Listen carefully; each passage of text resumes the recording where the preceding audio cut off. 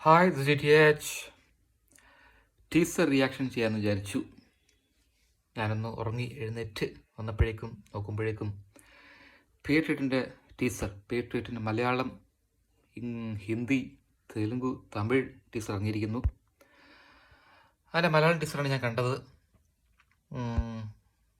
വൻ സംഭവം, അതായത് ഇത്രയും പേര് ഒരുമിക്കുന്ന ആയതുകൊണ്ട് വൻ സംഭവം.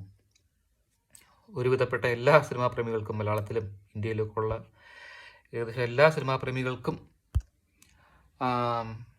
ആനന്ദിക്കാൻ പറ്റുന്ന നിമിഷം. പക്ഷേ ട്രെയിലർ വളരെ മോശം. കാരണം ഒരു രീതിയിൽ എക്സൈറ്റിംഗ് അല്ലാത്ത ട്രെയിലറായിട്ടാണ് എനിക്ക് തോന്നിയത്. ടീസറായിട്ടാണ് എനിക്ക് തോന്നിയത്. അതായത് ഇത്രയും വലിയൊരു സംഭവം ഇറക്കുമ്പോൾ അതിന് പറ്റുന്ന ബെഫിറ്റിംഗ് ആയിട്ടുള്ള ഒരു ടീസറായിട്ട് തോന്നിയതേ ഇല്ല. കാരണം ഒരു പ്രധാനപ്പെട്ട കാരണം വെച്ചാൽ മോഹൻലാൽ, മമ്മൂട്ടിയും ലാലേട്ടനും മമ്മൂക്കയും ഒരുമിക്കുന്ന ഒരു പടം, എത്രയോ വർഷങ്ങൾക്ക് ശേഷം ഒരുമിക്കുന്ന ഒരു പടം. ഇത്രയും കുഞ്ചാക്കോയും ഫഹദ് ഫാസിലും ഒക്കെ നിറഞ്ഞ, രേവതിയും നയൻതാരയൊക്കെ നിറഞ്ഞു നിൽക്കുന്ന, ഇത്രയും പേര് ഒരുമിച്ച് വരുന്ന ഒരു ഓൺസംബിൾ കാസ്റ്റ് വളരെ കാഷ്വലായിട്ട് കാണിച്ചെനിക്ക് തോന്നി. സിനിമയുടെ സബ്ജക്റ്റും അത്ര ഹോപ്പ്ഫുള്ളായിട്ടൊന്നും തോന്നുന്നില്ല കണ്ടിട്ട്. ആക്ഷൻ ത്രില്ലറെ പോലെ തോന്നുന്നു. കൂടാതെ സൈബർ ക്രൈം ഇഷ്യൂ ഒക്കെ ഉള്ള പോലെയൊക്കെ തോന്നി കണ്ടപ്പോൾ.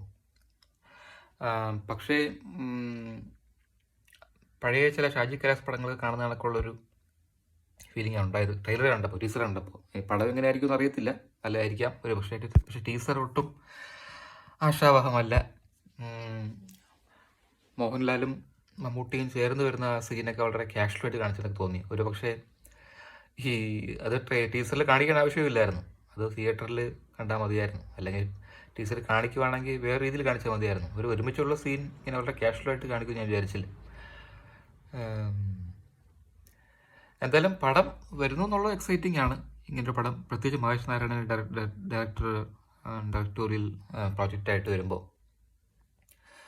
മഹേഷ് നാരായണൻ വളരെ ഇഷ്ടമുള്ളൊരു ഡയറക്ടറാണ്.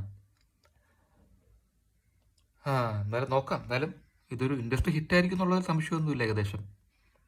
പക്ഷേ ടീസർ മോശം. Thanks for watching. ബൈ.